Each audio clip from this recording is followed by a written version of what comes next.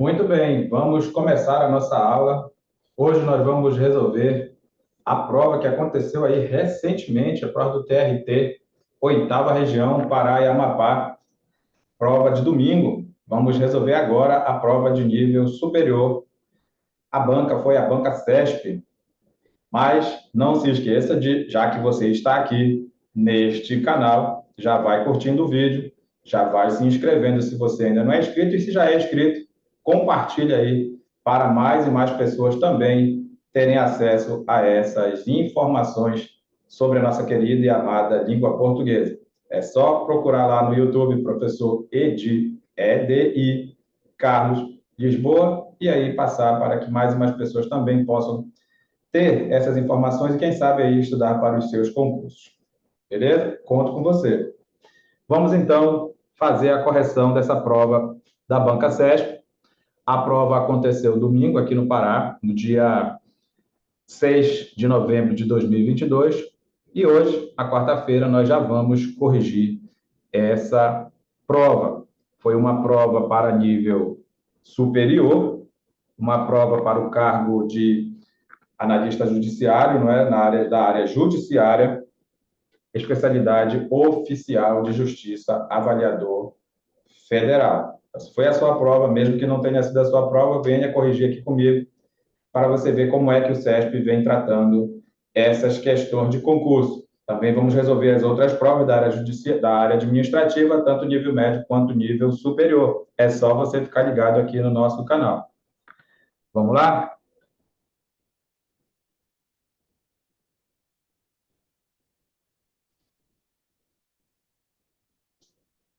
Estamos no curso 100% Conexão, o curso que está 100% conectado com a sua aprovação, e aqui a gente segue este lema: quem estuda nunca perde o seu tempo. É por isso que você está aqui, é por isso que você vai compartilhar e vai indicar o canal para mais e mais pessoas, não é mesmo?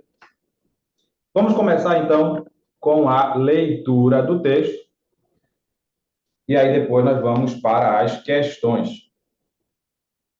O capitalismo de vigilância é uma mutação do capitalismo da informação, o que nos coloca diante de um desafio civilizacional.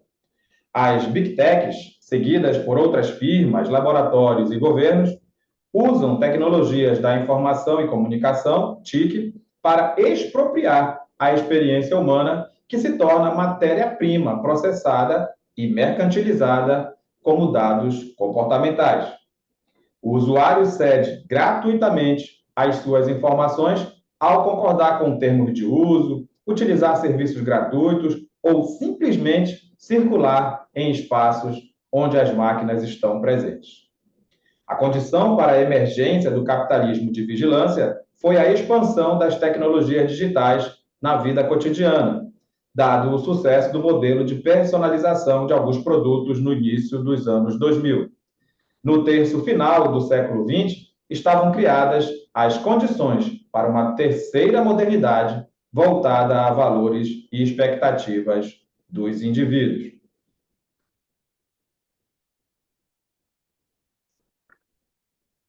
Outras circunstâncias foram ocasionais: o estouro da bolha da internet em 2000 e os ataques terroristas do 11 de setembro.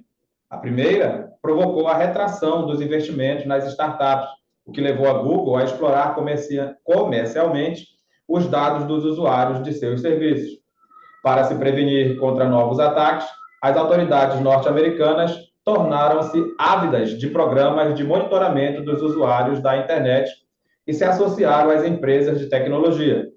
Por sua vez, a Google passava a vender dados a empresas de outros setores, criando um mercado de comportamentos futuros. Assim, instaurou-se uma nova divisão do aprendizado entre os que controlam os meios de extração da mais-valia comportamental e os seus destinatários. Ao se generalizar na sociedade e se aprofundar na vida cotidiana, o capitalismo de vigilância capturou e desviou o efeito democratizador da internet, o que abrira a todos o acesso à informação. Ele passou a elaborar instrumentos para modificar e conformar os nossos comportamentos. Muito bem. Vamos direto para a nossa primeira questão. Com relação às ideias do texto, assinale a opção correta. O capitalismo de vigilância possui efeito democratizador? Bem aqui você vai parar, não é? Você vai parar de ler, porque é claro que o capitalismo não possui esse efeito democratizador, não é mesmo? Não possui esse efeito democratizador. Ele é uma mutação do capitalismo da informação. Ele, inclusive, no final do texto que a gente acabou de ler, ele diz que o capitalismo de vigilância capturou e desviou o efeito democratizador da internet. O efeito democratizador da internet abriu a todos o acesso à informação, mas o capitalismo de vigilância capturou e desviou o efeito democratizador. Então, é claro que a letra A já está fora. O capitalismo da informação é uma mutação do capitalismo de vigilância. Pessoal, olha como o CESP é malvado, né? Olha como o CESP é malvado. Olha só, ele fez uma inversão, não foi? O nosso texto falou com todas as letras que o capitalismo de vigilância é uma mutação, uma transformação do capitalismo da informação. Letra B está fora. Letra C. O sucesso do modelo de personalização de alguns produtos, no início dos anos 2000, se deu graças ao capitalismo de vigilância empreendido pelas startups.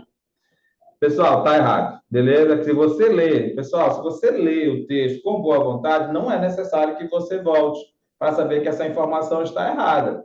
Não é verdade, tá? Está errado isso aí. Vamos para a letra D.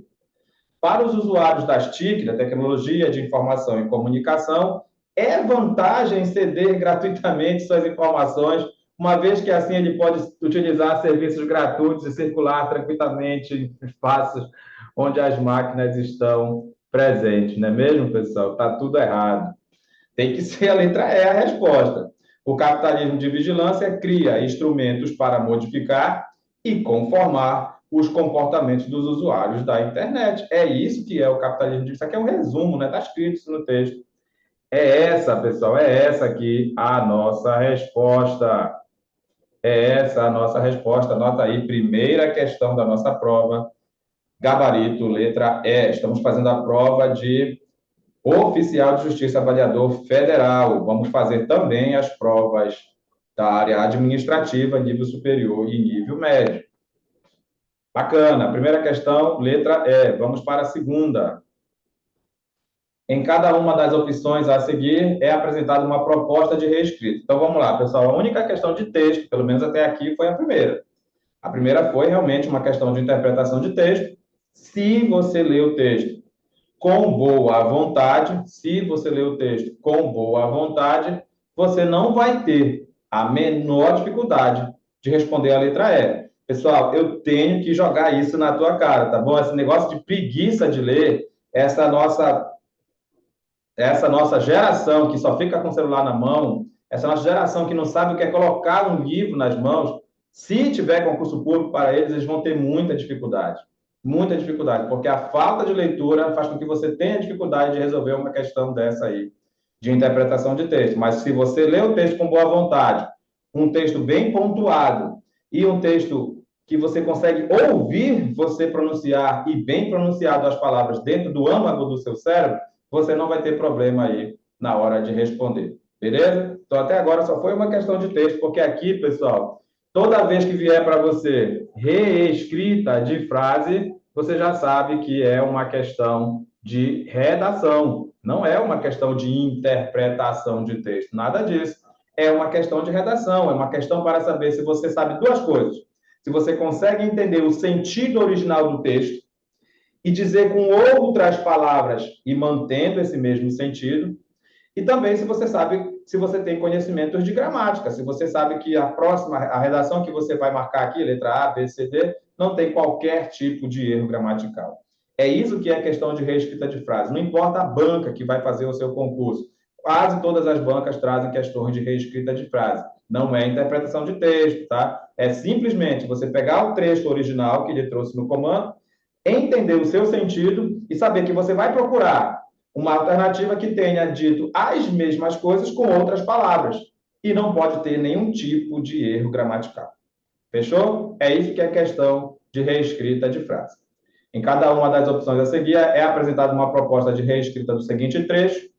Assinale a opção cuja proposta de reescrita, além de estar gramaticalmente correta, ou seja, não tem que ter nenhum tipo de erro, nenhum mesmo. Nem erro de concordância, regência, colocação pronominal, ortografia, acentuação, tudo, pontuação, não tem que ter nenhum tipo de erro, e é claro que tem que preservar os sentidos originais do texto. Então é isso, pessoal. Questão de reescrita de frase não tem mistério. É simplesmente você ler o original, entender o sentido, e você vai procurar uma alternativa que, mesmo estando escrita com outras palavras, não mudou o sentido. Só que não pode ter nenhum tipo de erro gramatical. Vamos ler o original agora.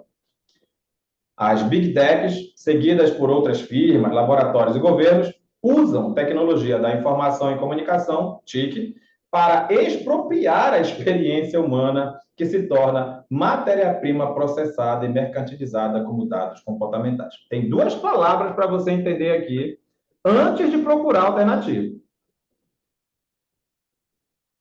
Para expropriar a experiência humana. Eu pego a experiência humana e tomo para mim. É isso que é expropriar. Eu pego aquilo que não é meu. Tá bom, pessoal? Expropriar. Eu vou expropriar a experiência humana. Eu vou me fazer de dono. Me fazer de dono.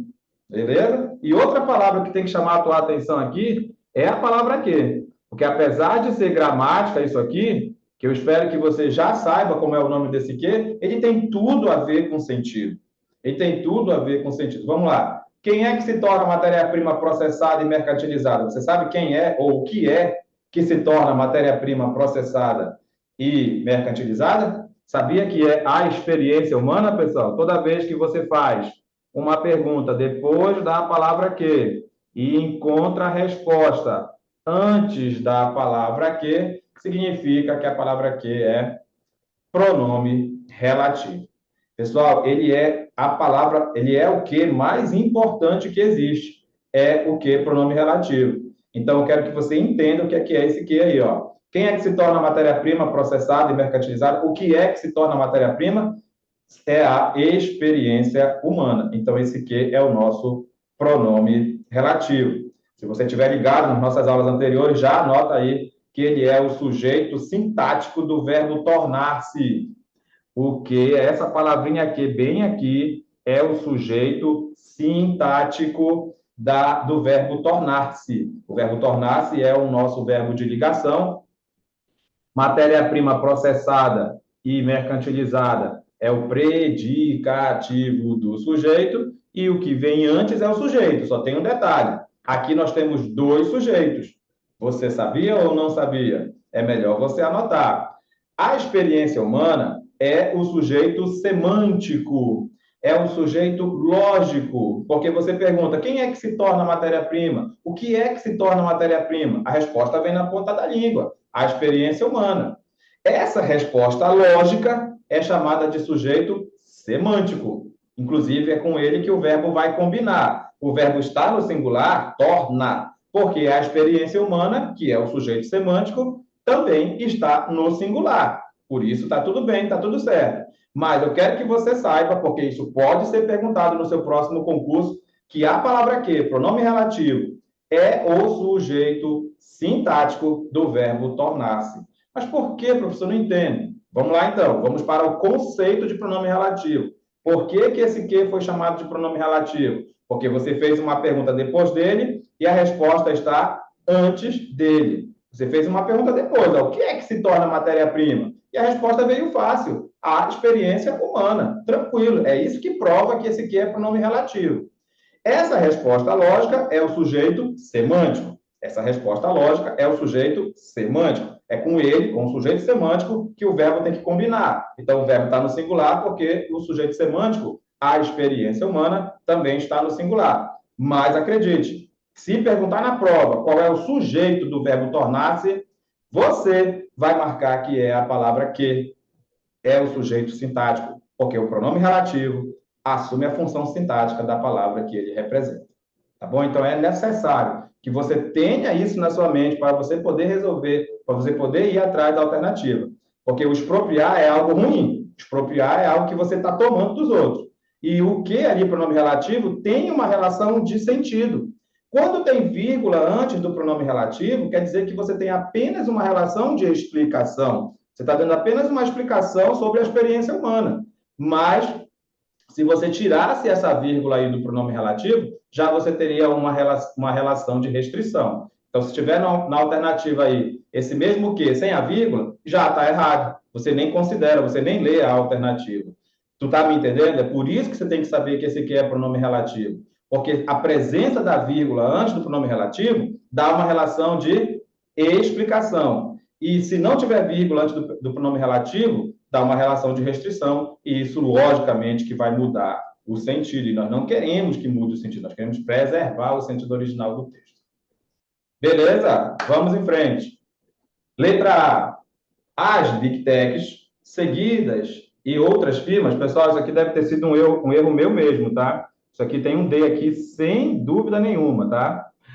Tem um D aqui, sem dúvida nenhuma. As Big Techs, seguidas de outras firmas, laboratórios e governos, usam tecnologias da informação e comunicação, TIC, para expropriar, manteve o verbo, ó.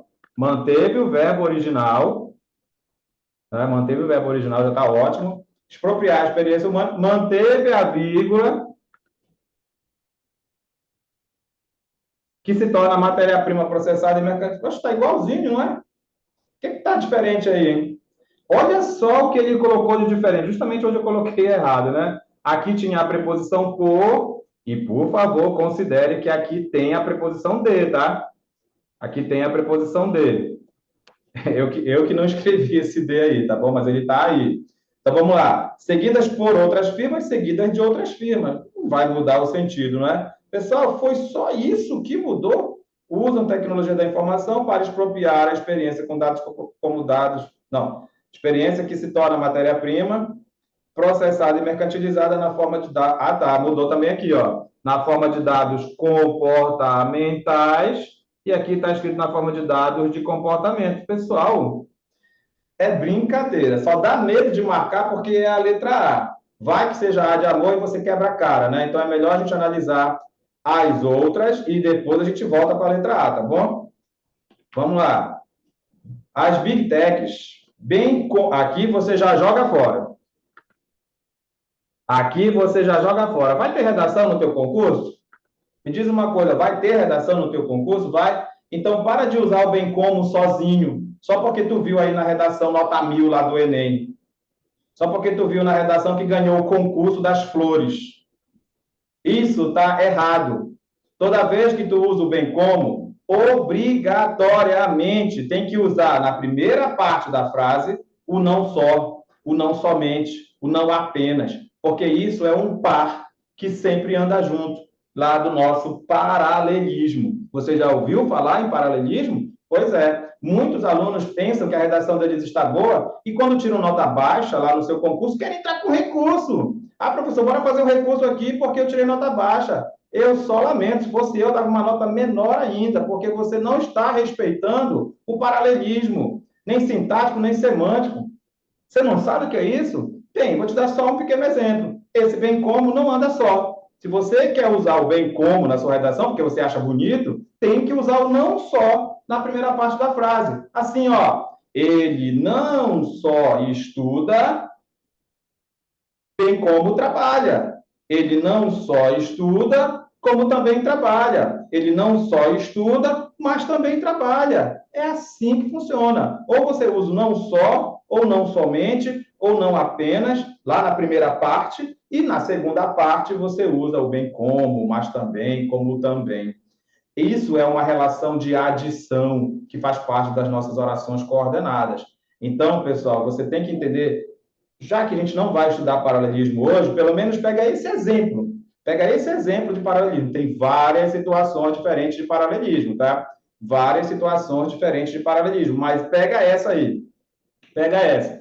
Existem pares, o nome já está dizendo, né, meu amigo? É par. Pares. Tem que estar em pares, não anda só. Então, se você quer colocar, porque você achou bonitinho esse bem como aí, ou mais também, ou como também, na primeira parte da frase tem que ter o não só, não somente, não apenas. Assim, ó, ele não só estuda, mas também trabalha, como também trabalha. Beleza, pessoal? Então já está errado aí a letra B. Deixa. Bora ver o que é que mais. Oh, piorou aqui, ó. Piorou aqui. Ele está trocando o verbo expropriar, que é roubar. Expropriar é roubar. Quer que eu fale na tua cara? Expropriar é roubar. É uma palavra bonita para roubar. Tá bom? Expropriar é isso. Aí a pessoa quer trocar expropriar por recriar. Ninguém merece, não é? Joga fora a letra B. Letra C. As Big Techs, seguidas de outras firmas, laboratórios e governos, usam tecnologia da informação e comunicação, TIC, para reaproveitar a experiência humana. Então, agora, roubar tem outro nome, né? Roubar é reaproveitar. Roubar é reaproveitar. É brincadeira, tá vendo, pessoal? Uma palavra, um sentido que tu não souber no dia da tua prova pode te tirar do concurso. Se tu não entender o significado de expropriar, tu vai achar que é recriar, tu vai achar que é reaproveitar, já era, já era. Você tem que enriquecer o seu vocabulário. E só existe uma forma de enriquecer o vocabulário, é lendo mais. Você tem que ser aquele aluno que lê 3 livros por mês, fora o material de estudo. Letra D. As Big Techs acompanhadas por outras firmas. Esse começo aí parece que não é aí que ele está pegando no nosso pé, né? Tá tudo bonitinho nesse começo aí. As Big Techs, acompanhadas por outras firmas, laboratórios e governos, usam tecnologia da informação para expropriar. Opa, beleza, até aqui está ótimo. Para expropriar, manteve lá o verbo, né? Manteve a educação, não é? Expropriar a experiência humana que se tornam. Peraí. Olha aqui, ó. Tu sabe que esse M aqui, no verbo tornar, quer dizer que ele está no plural, não é isso? É ou não é? Você sabe disso, não sabe? Que esse verbo está no plural? Beleza. Quem é o sujeito do tornar? Quem é o sujeito semântico do tornar? Que ainda agora eu te perguntei. Quem é que se torna insumo? Quem é? É a experiência humana. A experiência humana, pessoal, é o sujeito semântico do verbo tornar-se. E esse sujeito está no singular. Está no singular. Então, pessoal, como é que eu vou deixar o verbo no plural? Você está vendo que você está errado. Está vendo que você está errado. A experiência humana é o sujeito semântico, é com ele que o verbo tem que combinar. Sujeito singular, verbo singular. Letra D, você joga fora. Opa! E a letra E você também vai jogar fora. Também vai jogar fora. Porque o verbo está no plural de novo. Beleza, pessoal? Será que você conseguiu entender essa história de sujeito sintático e sujeito semântico? Pessoal, não tem segredo, não. Isso aí acontece quando o que é pronome relativo na função de sujeito. Ou seja, quando você fez a pergunta depois e a resposta estava antes, essa pergunta foi pergunta de sujeito. O que é que se torna elemento processado? A experiência humana. Essa é a resposta lógica, esse é o sujeito semântico. Mas é o que? Pronome relativo que assume a função sintática da palavra que ele representa. Então, cuidado, vou te avisar mais uma vez, porque eu sei que tem que valer a pena tu estar aqui comigo nesse canal. Presta atenção. Vão te perguntar no teu próximo concurso quem é o sujeito do tornar-se. E na letra A vai estar escrito a experiência humana. E todo mundo vai marcar. Mas tu não é todo mundo, porque não é todo mundo que passa em concurso. Tu vai marcar que o sujeito do verbo tornar é a palavra que.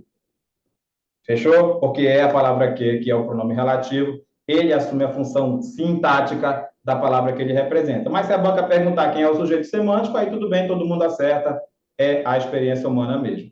Então, pessoal, realmente a nossa resposta é a letra A, porque não é A de amor, é A de alternativa certa. Marca aí.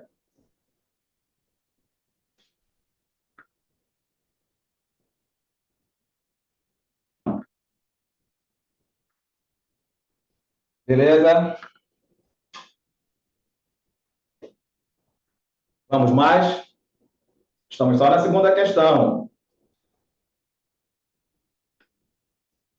Segunda questão, a resposta foi a letra A. Vamos para a terceira questão. No que se refere aos aspectos linguísticos do texto, assinale a opção correta. A inserção do sinal indicativo de crase, se a banca for boa, ela vai trazer uma questão de crase. Se a banca for boa, ela vai trazer uma questão de crase, não é, pessoal? É claro que ela vai trazer uma questão de crase. A inserção do sinal indicativo de crase, nesse trecho aí, manteria a correção gramatical e o sentido original do texto, uma vez que seu emprego é facultativo. Ai, ai. Chegou o dia, né, pessoal? Não posso mais fugir.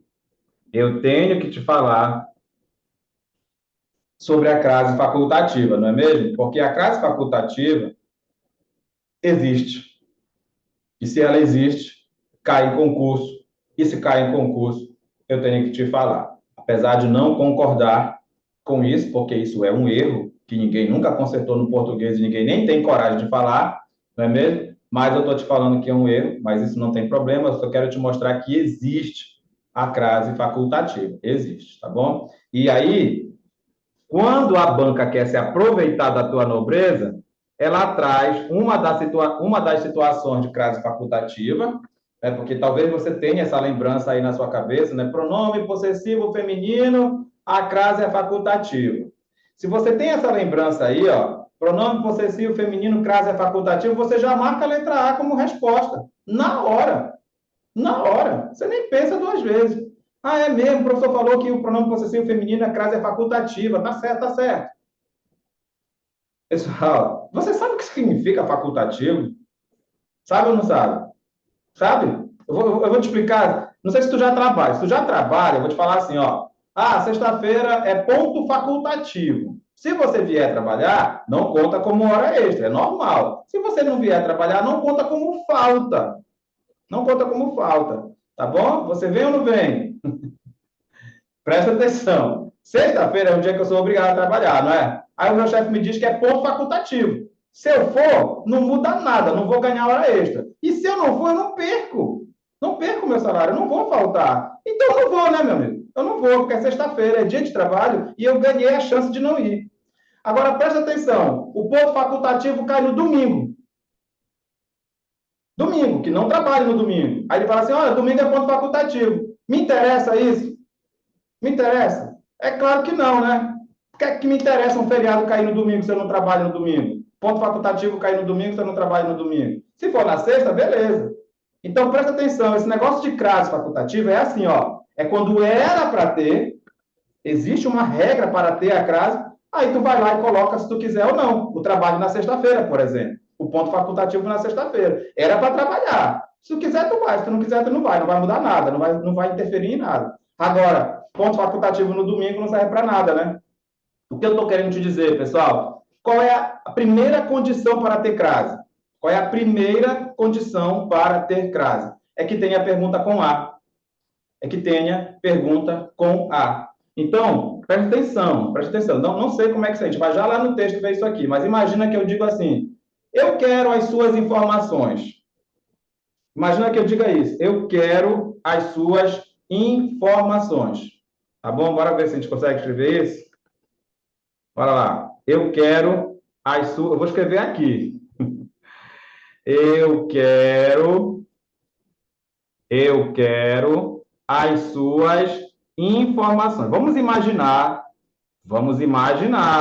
que lá no texto está escrito quero, tá bom? É só um exemplo, preste atenção. Vamos imaginar que lá no texto esteja escrito quero. Quero as suas informações. Aí aqui está dizendo que a casa é facultativa e o cara que trouxe decoreba lá da Raimundinha é mesmo, né? Pronome possessivo feminino é crase é facultativa. A letra A está certa. Mas, meu amigo, não teve a condição da crase. Qual é a pergunta depois do verbo querer? Eu quero o quê? Eu quero o quê? Aí qual é a resposta? As suas informações. Pessoal, não existe crase aqui. Não existe possibilidade de crase. Só tem crase se tiver pergunta com A. A quê? A quem? Aonde? Então, para com isso. Se tu fazia parte desse pessoal que estudou com a Raimundinha, estuda até hoje com a Raimundinha, cuidado. Não é assim, não. Toda vez que tu enxergar os pronomes possessivos femininos, a crase é facultativa. Para com isso. Isso não existe. É só quando tem a possibilidade de crase, se tiver aí uma pergunta com A, beleza. Mas se não tiver pergunta com A, é aqui que é o ponto. É isso que eu quero que tu entenda. Porque é isso que a maioria não entende. Ele acha que só vendo o suas lá, a crase já é facultativa. Não é assim, pessoal. É só se tiver pergunta com A. É só se tiver pergunta com A. Mas imaginando que seja o quero, vamos lá. Se fosse o quero, essa letra A estava certa? Sim ou não? É lógico que não. É lógico que não, porque não teve a primeira condição para ter a crase. Qual é a primeira condição para ter a crase? Que tenha a pergunta com A. E qual é a pergunta depois do quero? É quero o quê? Tu tá me entendendo? Então, para de pensar que toda vez que tu encontrar esses suas, a crase é facultativa. Por isso que eu detesto esse assunto. Crase facultativa deveria ser banido da língua portuguesa, mas nunca vai ser. E tem banca que se dá o desfrute de colocar isso em concurso público. É brincadeira. Então, presta atenção. Presta atenção. Só vai ter crase facultativa diante de pronomes possessivos femininos se tiver pergunta com A antes. Se tiver pergunta com A antes. Se fosse o verbo querer, por exemplo, essa questão não tinha nem lógica, porque você nem pensa na possibilidade de ter crase, porque a pergunta não é com A. Fechou? Agora nós vamos lá, no terceiro período do terceiro parágrafo, ver qual é a palavra que está antes desse troço aí. Terceiro parágrafo, terceiro período. Sabe que período é cada vez que tem um ponto, né? Cada vez que tem um ponto é período. Então, tá aqui o terceiro período, começa aqui, ó. Ok? Já tá errado, né? Porque não tô achando aqui o negócio. Esqueci o que é lá. As suas informações. As suas informações. Bora achar aqui as suas informações, que já não tá batendo aqui, não. As suas informações. Será que tá lá ainda o outro?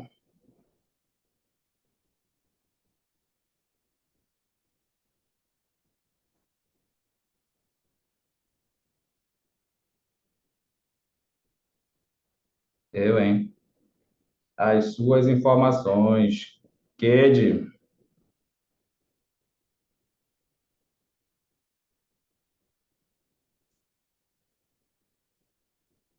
Ó, deixa eu te dar, já que eu não estou achando, eu vou te dar um outro exemplo aqui, ó. Tá vendo essa crase bem aqui? Se tivesse escrito a palavra suas antes da palavra empresas, se tivesse escrito a palavra suas antes da palavra empresa, aí a crase era facultativa. Porque aqui tem pergunta com A. Olha aqui, ó. Aqui tem pergunta com A, ó. Quem se associa a alguém ou a alguma coisa.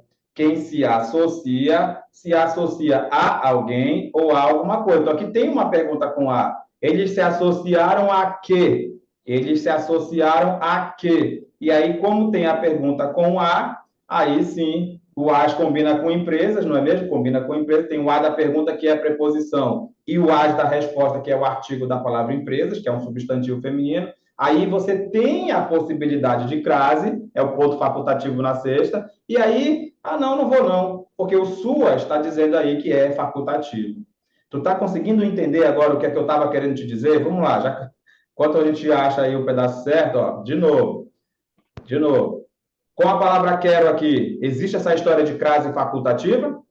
Existe? Não, não existe. Por que que não existe? Porque nem tem pergunta com A. Quero o quê? Quero o quê? Não tem pergunta com A. Beleza? Então, se não tem pergunta com A, é o ponto facultativo no domingo.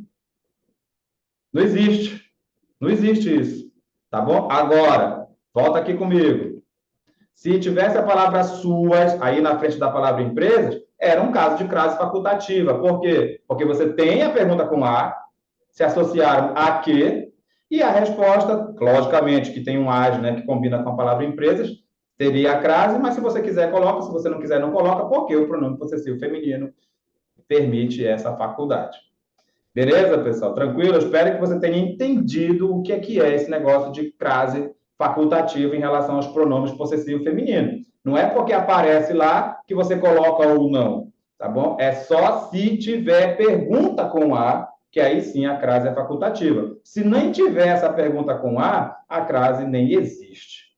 Mas deixa eu te dar só mais um conselho. Na sua redação, que vai ser 100%, a sua nota da redação vai ser 100%, porque é aqui que você está no 100%. A nota da sua redação vai ser 100% se você colocar essa crase. Não vem com esse negócio de facultativo, não. Não, professor, eu optei por não colocar porque é facultativo. Não, você vai colocar. Você vai colocar a crase porque é para colocar. Fechou? Na frente dos pronomes possessivos femininos, na sua redação, se tiver a possibilidade de crase, é lógico, se for o ponto facultativo na sexta, aí você coloca a crase. Beleza, pessoal? Me ajuda aí. Vamos lá.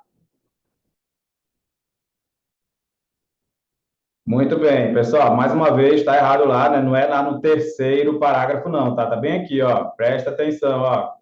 Olha aqui, ó.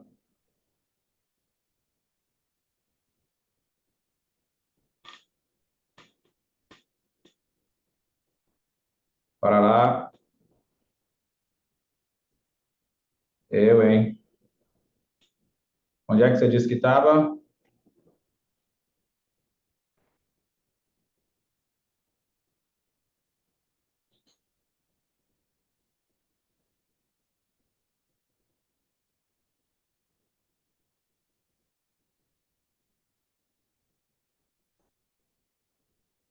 Ah, tá. No primeiro parágrafo, né? No primeiro parágrafo. Beleza, beleza, beleza, beleza. Tá aqui, ó. Ó, tá aí. Pronto. Foi exatamente o que eu já falei, pessoal. Foi exatamente o que eu já falei. Quem é o sujeito do verbo ceder? Quem é o sujeito do verbo ceder? É o usuário. É o usuário. O usuário cede. Qual é a pergunta lógica a se fazer depois do verbo ceder para que a resposta seja as suas informações? Qual é a pergunta lógica para se fazer depois do verbo ceder para que a resposta seja as suas informações? O usuário cede o quê? O usuário cede o quê? O usuário cede o quê? Pessoal, para que tenha crase, para que você possa decidir se vem ou não para o trabalho, o ponto facultativo tem que ser na sexta. Como é que você vai decidir se vem ou não vem para o trabalho se o ponto facultativo é no domingo? Tu não venha de qualquer jeito, cara. Então, aqui é uma pergunta o quê? Nem tem possibilidade de crase. Como é que a pessoa aceita dizer que a crase é facultativa só porque ela está enxergando suas aqui, ó? Eu não sei, mas eu acho que um pouco de raciocínio analítico ajuda e muito a sua aprovação no concurso público. O jeito que a gente resolve as questões aqui é diferente. É desse jeito. Eu quero forçar tu a pensar direito. Para de pensar que nem tu pensava antes, senão vai acontecer a mesma coisa. Tu vai continuar sem passar. Tá bom? Ah, professor, mas o SUAS não é facultativo? Quem te falou isso? Foi Raimundinha, não foi? Só pode ter sido. Porque só é facultativo se era para ter a crase, aí tu decide se coloca ou não. Mas aqui nem tem pergunta com A. O usuário cede o quê? Não tem pergunta com A. Então, nem existe possibilidade de crase e, logicamente, não há o que se falar em crase facultativa. Perfeito? Espero que você tenha entendido isso. Então, já se sabe que a letra A não é a nossa resposta. A flexão no plural da forma verbal se associaram decorre da concordância com o sujeito, usuário da internet, lá no mesmo período. Tomara que esteja certo dessa vez, né? Terceiro período do terceiro parágrafo. Pessoal, tu percebe que a letra B é uma questão que está te perguntando quem é o sujeito? É uma questão que está te perguntando quem é o sujeito. Pessoal, é a coisa mais lógica achar o sujeito. É só achar o verbo e fazer a pergunta quem antes do verbo. Quem foi que se associou? Se não tiver resposta, se não der para perguntar, se você não souber achar a resposta, você vai para a segunda pergunta, o que se associou. Tá bom, pessoal? Mas a pergunta é essa, é antes do verbo, quem se associou ou o que se associou. É isso que é sujeito. E quando ele fala que a flexão no plural decorre da concordância com o sujeito, ele está falando aqui de concordância verbal. É a combinação do verbo com o sujeito. É isso, simples assim. Concordância verbal. Concordância verbal. Beleza, pessoal? É simplesmente combinar o verbo com o sujeito. Tudo que eu tenho que fazer para essa letra B é a resposta, é ver quem é o sujeito do verbo associar. Vamos lá? Tomara que esteja no terceiro período mesmo, né? Vamos lá. Opa! Bora achar logo o associar aqui mais rápido dessa vez. Não, não rolou de novo, né? Me ajuda aí de novo, então.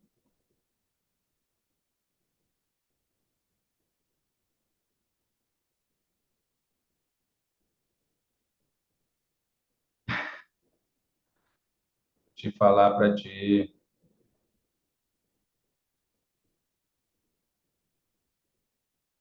Vai lá, desde o começo, então. Será que está aqui no primeiro?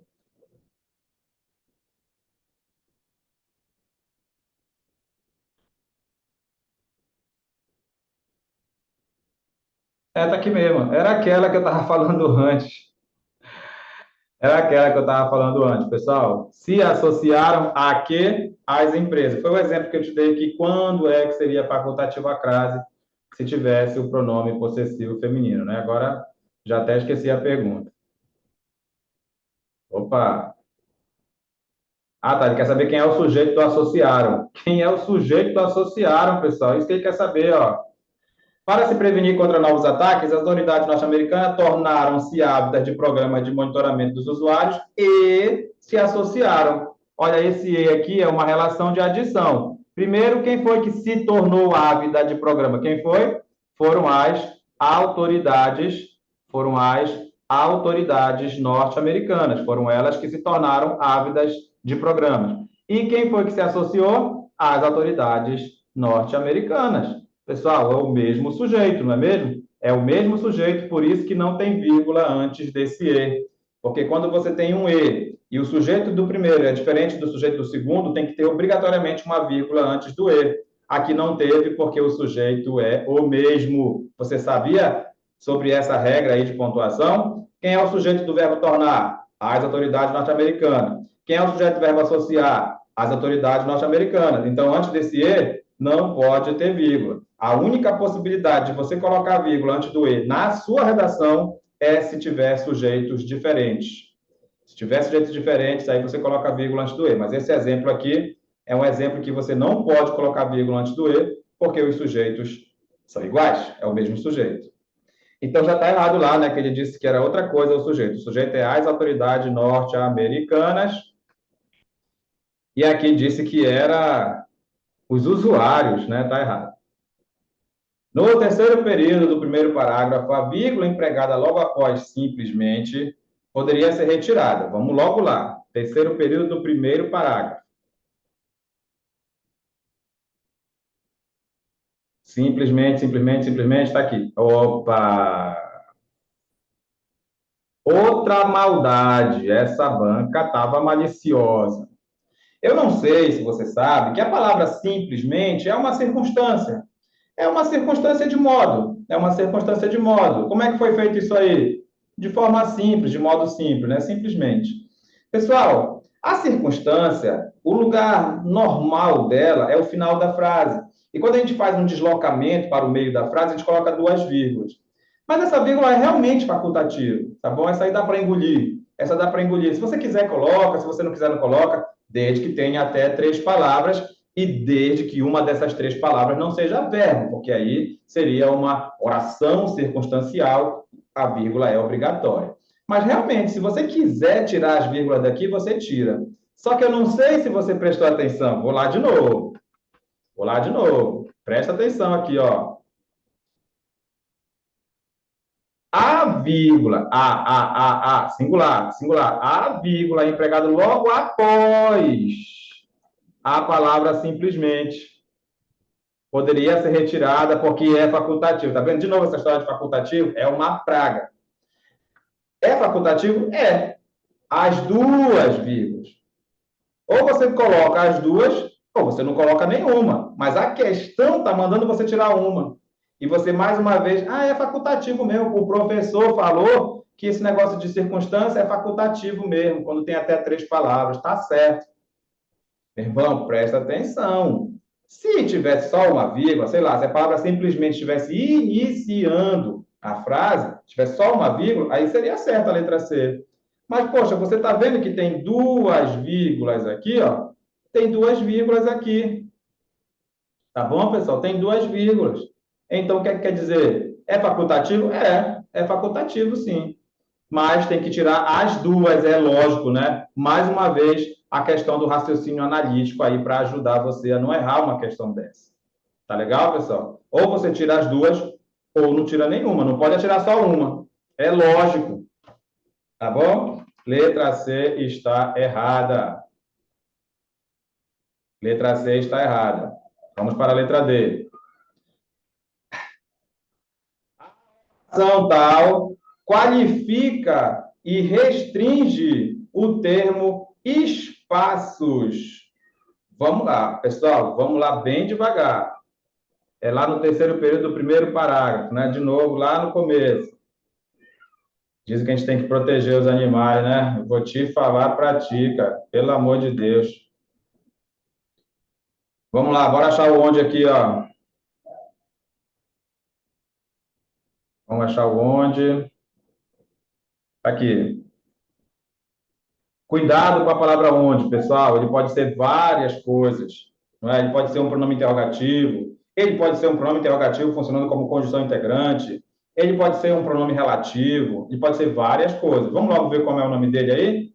Circular em espaços onde as máquinas estão presentes. Será que tu pode me dizer onde é que as máquinas estão presentes? Tu consegue me dizer onde as máquinas estão presentes? Diz para mim. Em espaços. Você já sabe aquele conceito 100% de pronome relativo? Será que você tem essa consciência? Você está acompanhando nossas aulas? Tem um monte de aula aí para trás. Vai lá, o que custa, né? Só quer assistir vídeos dos professores gostosões da internet, né? Assiste os nossos vídeos, curte os vídeos, indica para mais pessoas. Tu pode não estar precisando mais porque tu já vai passar no teu concurso, não é? Mas outras pessoas podem querer assistir a aula. Beleza, pessoal? Vamos lá? Toda vez que você faz uma pergunta depois de uma palavra e a resposta está antes dela, essa palavra é pronome relativo. Essa palavra é pronome relativo. Então, as máquinas estão presentes onde? A resposta é em espaços. Esse onde, de fato, é um pronome relativo. Você sabia que toda vez que tem pronome relativo, ele inicia uma oração subordinada adjetiva? Oração subordinada adjetiva. Isso aí você tem que associar no bate-pronto. Entendeu que uma palavra é pronome relativo, reconheceu que a palavra é pronome relativo, já sabe de uma coisa. Ela sempre inicia uma oração subordinada adjetiva. Ela sempre inicia uma oração subordinada adjetiva. Beleza, pessoal? Tranquilinho? Então, acho que está certo lá. Ele disse que qualifica e restringe. Por que qualifica, professor? Não entendi, não. Porque é uma oração subordinada adjetiva. Adjetivo é aquilo que dá característica, qualidade ou defeito. E esse negócio de restringe, eu acho que eu te falei ainda agora. Se tiver vírgula antes do pronome relativo, é uma relação de explicação. Mas se não tiver vírgula, é uma relação de restrição. Então, poxa, ele está falando aqui que qualifica e restringe, tem que ser essa a resposta. Mas vamos analisar a outra. A letra E disse que a supressão da vírgula logo após a palavra internet manteria o sentido original e a correção gramatical do texto. Agora é lá no quarto parágrafo. Quarto parágrafo tem que ser esse aqui, né? Aqui é a internet, pessoal. A égua, olha só. Depois tu vai dizer que eu não te falei.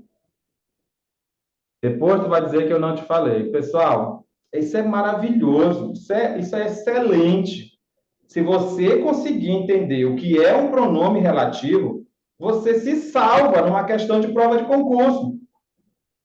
Ele está dizendo que se a gente tirar essa vírgula aí depois da palavra internet, não vai mudar o sentido. Aí, a questão ela é elaborada de uma forma maliciosa. Ele falou vírgula depois da internet, para tu olhar só para a palavra internet. Mas é lógico que tu vai olhar para a palavra que e vai se perguntar como é o nome desse que. Adivinha como é o nome desse que? Vai, diz aí. Como é o nome do que? Já te falei 3 vezes, eu acho, hoje isso aí. Só hoje. Pergunta quem foi que abriu o acesso. Quem foi que abriu o acesso? Diz para mim, quem foi que abriu o acesso? Quem foi? Foi a internet. Toda vez. Tu sabe o que é toda vez? Toda vez que tu faz uma pergunta depois de uma palavra e a resposta está antes dela, essa palavra é pronome relativo. Olha só a importância de tu saber que uma palavra é pronome relativo. Olha a importância. É porque, se tiver vírgula antes dela, é uma relação de explicação. Se não tiver vírgula, é uma relação de restrição. E tu acha que se eu tirar essa vírgula daí não vai mudar o sentido? Com a vírgula, é uma relação de explicação. Sem a vírgula, é uma relação de restrição. A questão já está errada. A questão já está errada. Por quê? Porque está dizendo lá que se tirar a vírgula vai manter o sentido. Não vai. Não vai manter o sentido. Por quê? Porque agora você já sabe. Quando você reconhece que uma palavra é pronome relativo, você tem que olhar para antes dele. Se tiver vírgula, relação de explicação. Se não tiver vírgula, relação de restrição. Questão maravilhosa. Questão maravilhosa, que depende do seu conhecimento sobre a palavra que, saber se realmente ele é um pronome relativo. E se ele é um pronome relativo, a vírgula faz toda a diferença. Porque quando tem vírgula antes, é uma relação de explicação, e se não tiver vírgula antes, é uma relação de restrição. Beleza, pessoal? Olha aí, praticamente o pronome relativo definiu essa questão aí, não é? Praticamente definiu essa questão.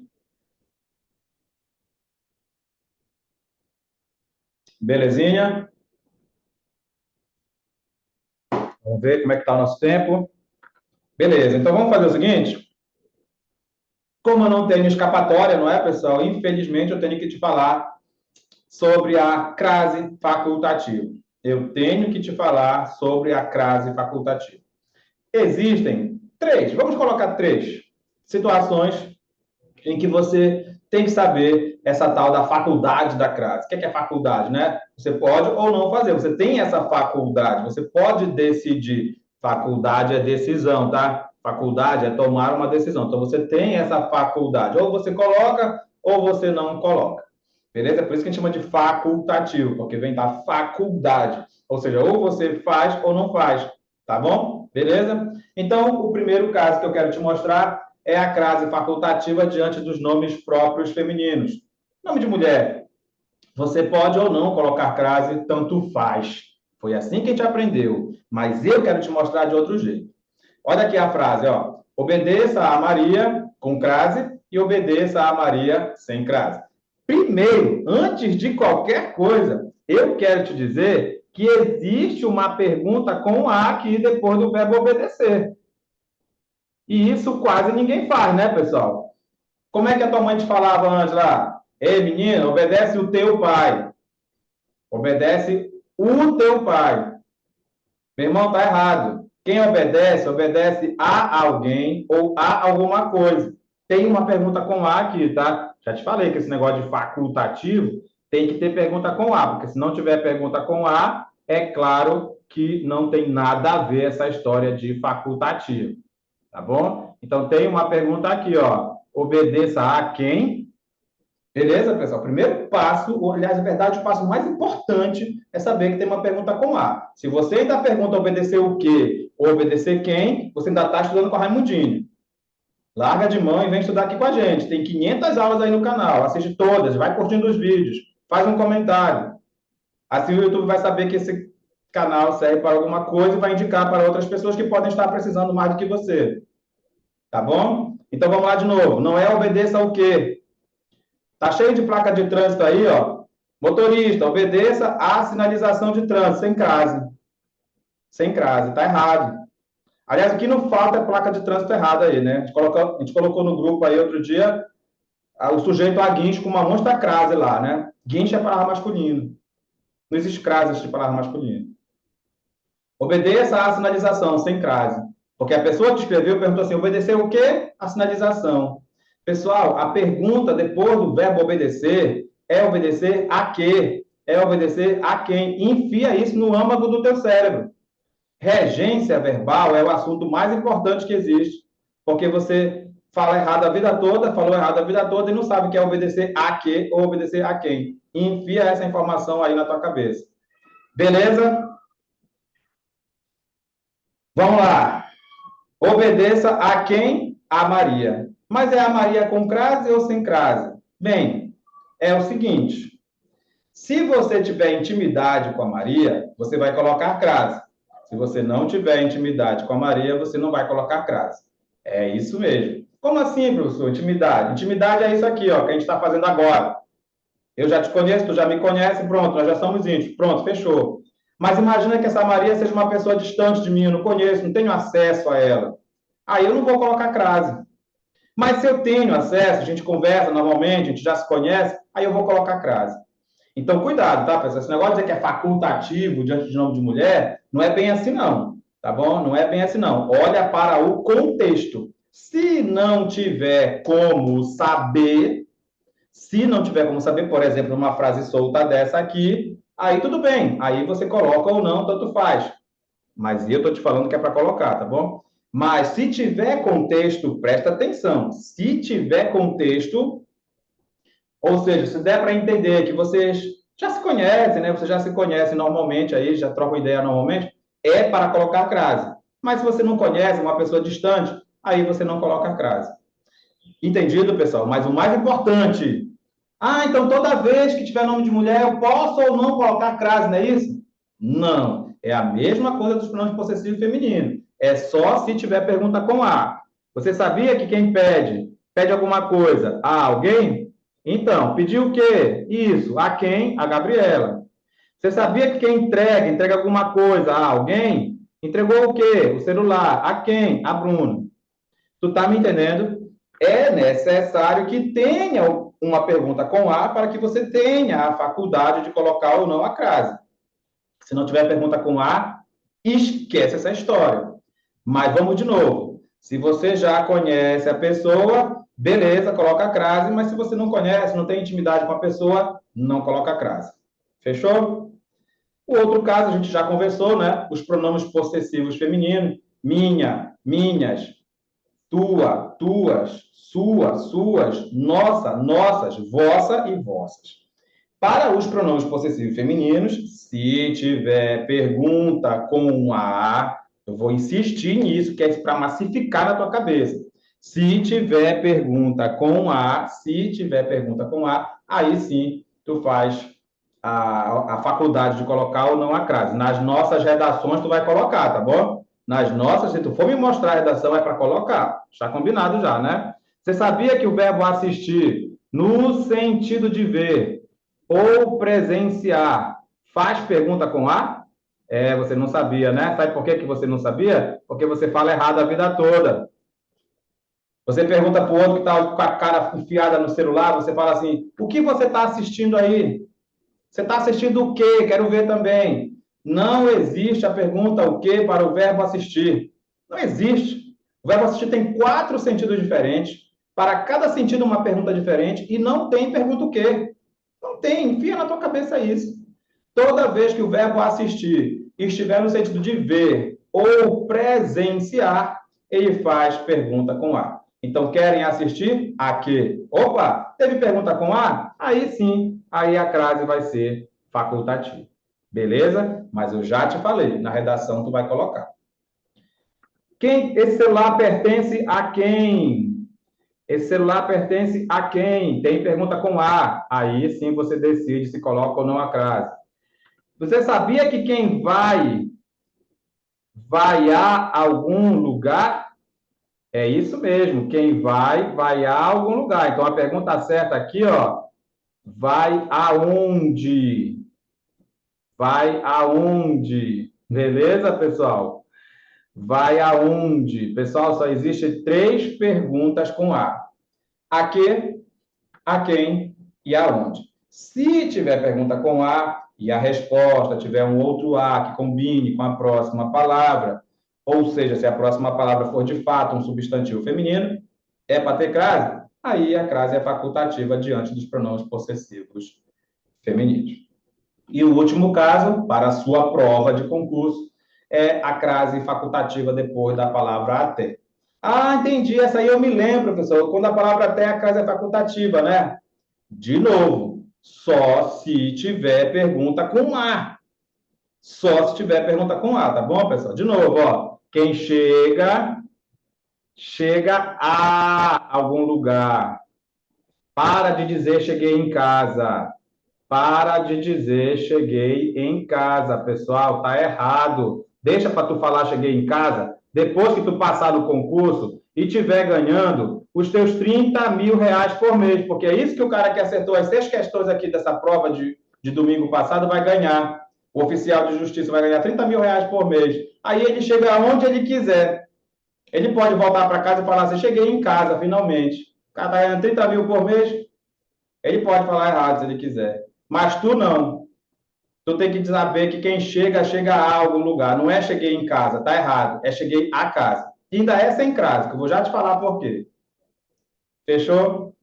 Então, pronto. Se tem pergunta com A, aí sim a crase é facultativa. Mas deixa eu te falar uma coisa. Se tu fosse escrever isso na redação, porque tu não vai escrever, mas se tu fosse escrever, tu ia colocar sem crase, tá? Isso aqui é o maior dos absurdos. Não existe crase depois de preposição, meu irmão. Não existe crase depois de preposição. E a cara quer enfiar na cabeça da gente e colocar crase depois do até. Isso é um absurdo. Mas, para a sua prova, para o seu concurso, para você ser aprovado e ganhar os seus 30 mil reais por mês, a crase é facultativa depois da palavra até. Desde que tenha pergunta com A, já te falei. Mas se você fosse fazer numa redação, coloca sem crase, porque isso sim é o certo. Quem caminha, caminha até a algum lugar, não é? Então, por isso está aqui. Quem leva, leva a algum lugar, tá bom? É, tem que ter pergunta com A. Fechou? Já que nós estamos falando de crase, eu tenho que te mostrar também dois casos, três casos especiais sobre a crase. A palavra distância, a palavra terra e a palavra casa, que foi aquela que eu te falei ainda agora. Pessoal, se a palavra distância não estiver determinada, opta por não colocar a crase, já que, infelizmente, é isso que a maioria das bancas aceitam. Infelizmente, a maioria das bancas não colocam a crase quando a palavra distância não vem especificada. Então, ó, captaram os sinais à distância. Pessoal, não tem o menor sentido não colocar a crase aqui. Na verdade, aqui a crase é facultativa. Né? Se você quiser, coloca. Se você não quiser, não coloca. É para colocar, não é, pessoal? É lógico que é para colocar, mas numa prova de concurso, se vier lá dizendo que é facultativo, você aceita, infelizmente. Agora, presta atenção. Se a palavra distância estiver especificada, aí a crase vai ser obrigatória. Tranquilo isso aí, não é, pessoal? Tranquilo, nós não vamos brigar por causa disso. A mesma coisa acontece com a palavra terra. Se a palavra terra estiver em oposição a estar a bordo lá no navio, por exemplo, né? Em oposição a estar no navio lá na terra, agora você está aqui no chão firme, aí não é para colocar crase. Então, olha só, os tripulantes da embarcação descerão à terra por volta das 14 horas. Eles saíram do alto mar e agora estão à terra, aí você opta por não colocar. Mas, presta bem atenção, se a palavra terra estiver especificada, aí você coloca a crase. Vamos fazer assim, que é assim que as bancas querem. Beleza, pessoal? Agora, essa aqui realmente é a mais importante. Sobre a palavra casa, você só chega com crase na casa dos outros. Guarda essa aí. Você só chega com crase na casa dos outros. Se a palavra casa não estiver especificada, você não vai colocar crase. Olha só. Depois de muito tempo, voltei aonde? Voltei à casa. Mas a palavra casa não está especificada. Então, não tem crase. Depois de muito tempo, eu voltei à casa de meus pais. Opa, agora está especificada? Agora a crase é obrigatória. Essa sim é a mais importante de todas. Essa que vale a pena você gravar. Beleza? Você só chega com crase na casa dos outros. Se for a sua, né? Ou seja, se não tiver especificada, né? Aí você não coloca crase. Se tiver especificada, você coloca. Fechou? Maravilha? É isso aí. Vamos então agora para a próxima questão.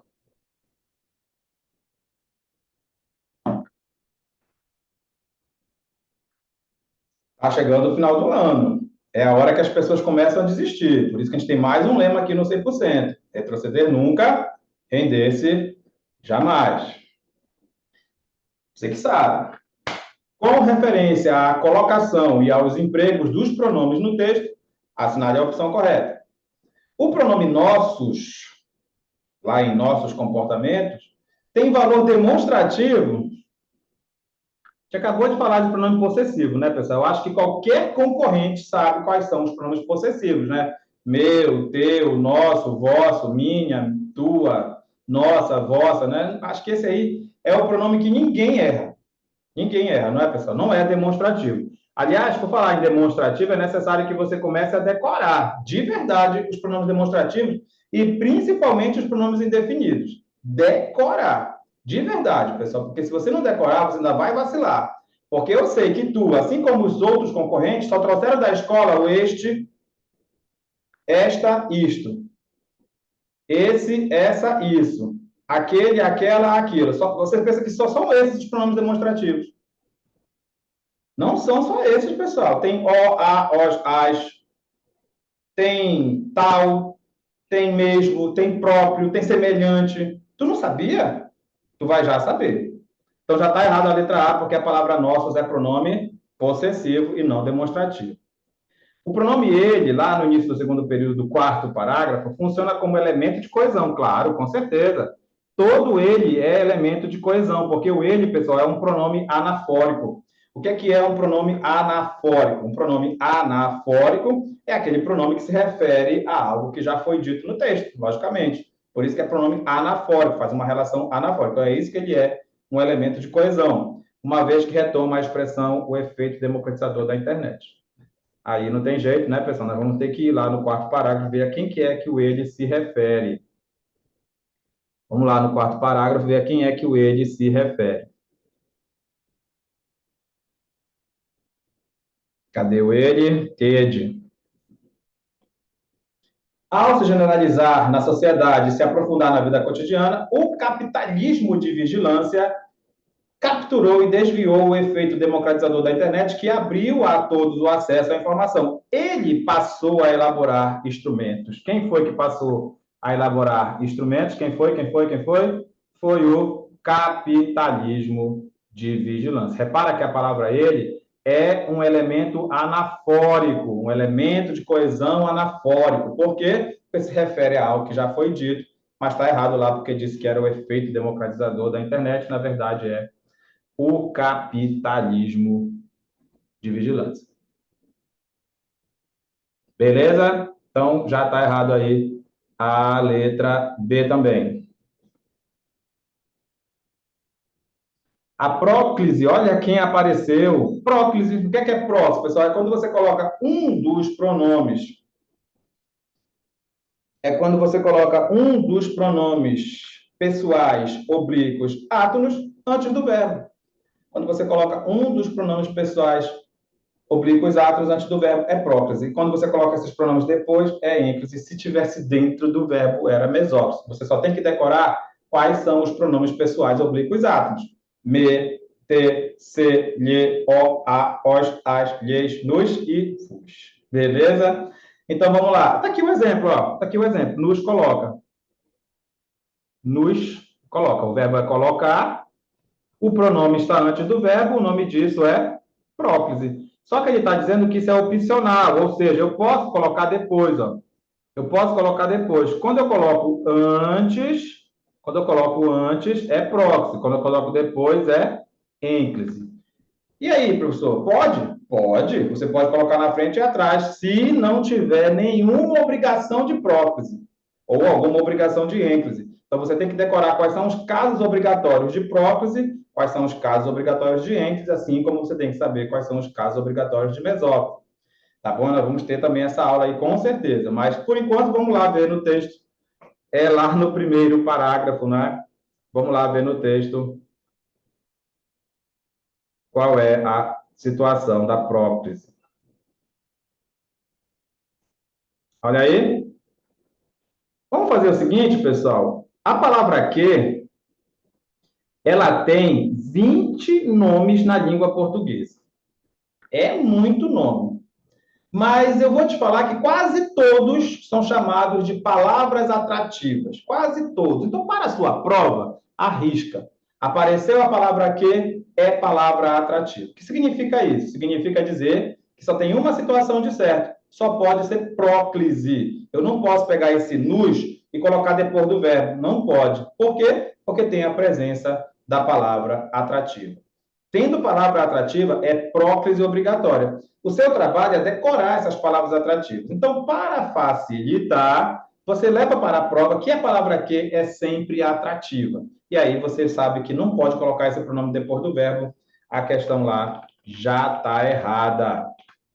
Beleza? A questão já está errada. Porque disse que era opcional a ênclise, não é verdade. Aqui é obrigatório. É obrigatório, já está errado aqui. O pronome seus funciona como elemento de coesão, porque se indica posse, então é de alguém, né? Se indica posse é de alguém, você vai buscar esse alguém que normalmente está para trás, também é uma palavra anafórica. Vamos ver se retoma a palavra Google. Vamos lá.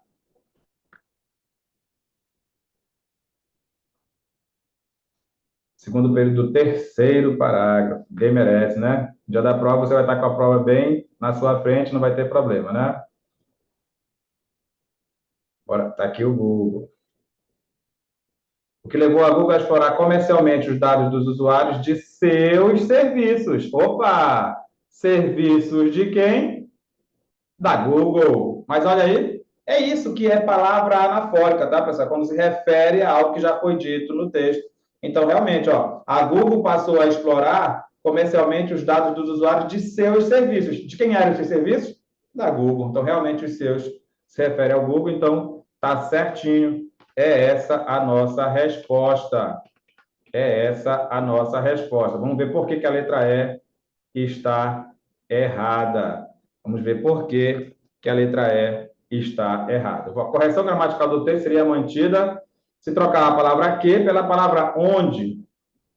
Nem vou lá, pessoal. Eu não vou lá. Porque se tu quiser trocar o onde pelo que, tem que ser em que, tá bom? Tem que ser em que. Cadê a borracha daqui? Não tem? Tem que ser em que. Em. Vou colocar aqui, ó. Em que. Aí o em que pode ser trocado pelo onde, logicamente, se tiver a ideia de lugar, tá bom? Se tiver a ideia de lugar. Beleza, pessoal? Se tiver a ideia de lugar, aí sim você troca o onde, o em que pelo onde. Tá bom? Então nem vou lá procurar esse troço, não. Pessoal, eu quero, não é, que tu guarde aí no âmago do teu cérebro as palavras que são chamadas de pronomes demonstrativos. Aquelas que tu aprendeu na escola, olha só aquelas que tu aprendeu na escola, ó. Este, esta, isto, esse, essa, isso, aquele, aquela, aquilo. Olha, pessoal, todas essas palavras são terceira pessoa, tá? Porque eu já te expliquei que se não é eu nem tu, nem nós, nem vós, tudo é terceira pessoa. Então, todas essas palavras são terceira pessoa. Acontece que, se estiver próximo de mim, da pessoa que fala, aí eu uso este, esta e isto. Se estiver próximo da pessoa com quem eu falo, aí eu uso esse, essa e isso. Se estiver longe de nós dois, aí é aquele, aquela e aquilo, tá bom? Mas, por favor, todas essas palavras são terceira pessoa. Pessoal, tudo que não for nem eu, nem tu, nem ele, nem tudo que não for nem eu, nem tu, nem nós, nem vós, é terceira pessoa. Eu acho que eu já te falei isso, não é mesmo? Então, tá, grava aí, tá? Esses são os tradicionais. Mas, pessoal, você sabia que Tem outras palavras que também são pronome demonstrativo? Dá uma olhada. O, a, os, as também são pronome demonstrativo. Se você puder trocar logicamente dentro do contexto, por aquilo, aquele, aquela, isso. Sabia que a palavra mesmo também pode ser pronome demonstrativo, dependendo da frase? A palavra próprio também pode ser pronome demonstrativo. A palavra semelhante também pode ser pronome demonstrativo. A palavra tal também pode ser pronome demonstrativo. Sabia disso? Pois é. Então começa a ligar aí as coisas. Ó, vou te dar um exemplo aqui, ó. Jamais aceitarei o que eles propuseram na reunião. Jamais aceitarei aquilo que eles propuseram na reunião. Então, quando o O puder ser trocado por aquilo, ele é sempre um pronome demonstrativo. Aproveita para anotar que a palavra que vem logo depois, é sempre pronome relativo. Os que chegaram primeiro conseguiram comprar os ingressos. Aqueles que chegaram primeiro conseguiram comprar os ingressos. Então, o os é pronome demonstrativo e a palavra que vem logo depois é sempre pronome relativo. Guarda essa informação, porque tu já sabe o quanto que é útil saber que uma palavra é pronome relativo. A palavra mesmo e a palavra próprio também são pronomes demonstrativos quando tiverem o sentido de idêntico ou em pessoa, tá bom? Olha só. E serve também para reforçar os pronomes pessoais. Ele próprio fez questão de nos receber, ó. Ele próprio. Próprio, então, é um pronome demonstrativo. Todos os anos a missa do galo é a mesma. Então, o mesmo também é pronome demonstrativo. Você sabia disso? A palavra semelhante e a palavra tal também têm valor demonstrativo quando denotam identidade ou se refere às ideias já expressas anteriormente, também quando forem substituíveis por este, esta, aquele, aquela ou aquilo. Olha lá, ó. O pronome demonstrativo tal também pode ter uma conotação irônica. Olha só, você é a tal que estava falando de mim? Olha só, você é a tal que estava falando de mim? Olha só, que bacana. Esse tal aí é um pronome demonstrativo. Ele teve coragem de falar semelhante coisa? Olha aí a palavra semelhante antes do substantivo é pronome demonstrativo. Logicamente que se tiver depois é adjetivo, tá bom? Nunca ouvi falar em tal pessoa. Olha aí, beleza? Também é pronome demonstrativo. Só para você ficar ligado, porque, pessoal, cuidado com essa arrumação, tá? Se eu fosse você, eu prestava mais atenção nisso e aproveitava para decorar, de verdade. Faz esse print aí. Deixa eu pintar aqui o meu cabelo aqui, já faz o print aí. Já. Porque, pessoal, tu tem que saber quais são os pronomes indefinidos. Principalmente os femininos, porque o que tem de gente colocando crase na frente de pronome indefinido feminino não está no gibi. Bom dia a todos e a todas. Aí a pessoa taca ali uma crase aí na frente do todas. Pessoal, não existe crase na frente dos pronomes indefinidos. Não existe. Então, decora todos esses aí, principalmente os femininos. Fechou? Não existe crase na frente dos pronomes indefinidos. Aliás, não existe crase na frente de quase todos os pronomes, né? Quase todos. Vamos para a nossa quinta questão. O trecho tal. Mas olha essa questão, pessoal, lá de análise do período simples. Você sabe o que é objeto direto e objeto indireto?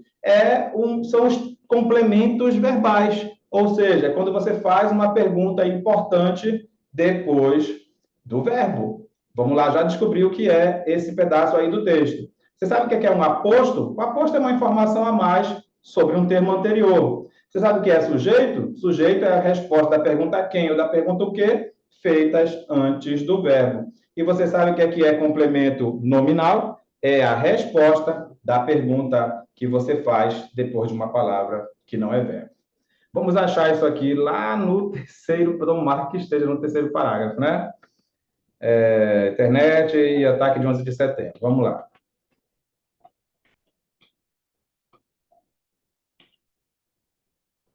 Aqui. Olha que bacana. Outras circunstâncias foram ocasionais. Outras circunstâncias foram ocasionais. Aí ele vem aqui e me diz quais são essas circunstâncias. Repara que o que está escrito aqui é apenas um algo a mais sobre o termo anterior. Eu estou te mostrando quais são essas outras circunstâncias. uma informação a mais sobre um termo anterior é aposto. Uma informação a mais sobre um termo anterior é aposto. Olha que bacana, pessoal. Mas eu queria que tu ficasse pelo menos com o conceito, tá? Objeto direto é a resposta da pergunta o que ou da pergunta quem, feita depois do verbo. Objeto indireto é a resposta de qualquer pergunta que tenha preposição e que não dê ideia de circunstância depois do verbo, como de que, de quem, a quem, em que e em quem. O aposto, você já sabe, é uma informação a mais sobre um termo anterior. O sujeito é a resposta da pergunta quem ou da pergunta o que feita antes do verbo. E o complemento nominal tem as mesmas perguntas do objeto indireto. De que, de quem, a quem, em que, em quem. Só que essas perguntas são feitas depois de uma palavra que não é verbo. Beleza, pessoal? Vamos lá para a nossa última questão da nossa prova. Essa prova foi a prova de analista judiciário, né? Cargo lá 17, oficial de justiça, avaliador federal, o cara que vai ganhar R$ 30.000 por mês. O termo ávidas poderia ser substituído sem alterar o sentido e a correção gramatical do texto. Mas, menino, ávidas, você está querendo demais aquilo, né? Olha, o ávida pode ser ávida por, ávida de, concordando, regência nominal é ruim porque você não tem certeza de quantas preposições são aceitas depois de uma palavra. Mas, com certeza, o ávidas pode ser ávida por ou ávidas de, tá bom? Porque ávida é desejo, né? Eu estou ávido, eu estou querendo demais aquilo, eu estou, olha aqui, ó, eu estou desejoso. Eu estou desejoso, né? Eu quero demais aquilo, ávido de poder, ele é ávido de poder, ele quer demais o poder, ele deseja o poder. Muito fácil, essa questão era uma questão de significado, não é mesmo? Nossa, pessoal, que bacana, que legal, muito bom mesmo. Nós resolvemos aí, então, a prova do TRT aqui do Pará, né, do cargo de analista judiciário, mas nós vamos fazer as provas também de analista administrativo, vamos fazer também a prova de nível médio e vamos corrigir também a prova do TRT lá do Maranhão, da 16ª região, que aconteceu também domingo, que foi até a prova da banca FGV, né? Foi a FGV que fez essa prova lá. Vamos fazer duas provas desse concurso. Vamos fazer também outra da FGV lá para enfermeiro. Beleza, pessoal? Tudo está aí no nosso canal. Espero que você, de verdade mesmo, compartilhe com outras pessoas para que essas outras pessoas também tenham acesso a essas informações. Muito obrigado. A gente se encontra, então, numa próxima oportunidade. Valeu? Olha lá, hein?